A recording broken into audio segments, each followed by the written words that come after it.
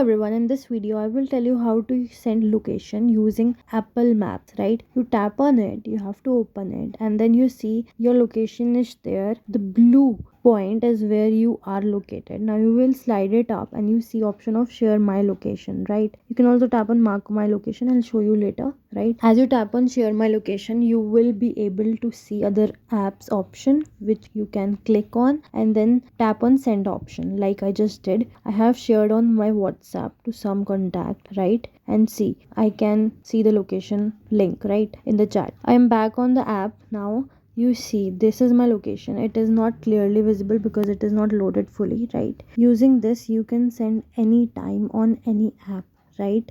You just have to tap on share my location. Also, when you tap on mark my location, you can see a circle is created here, and this is the area where you are present. And this is how we share location through Apple Map. See you in the next video with more interesting topics. Tada!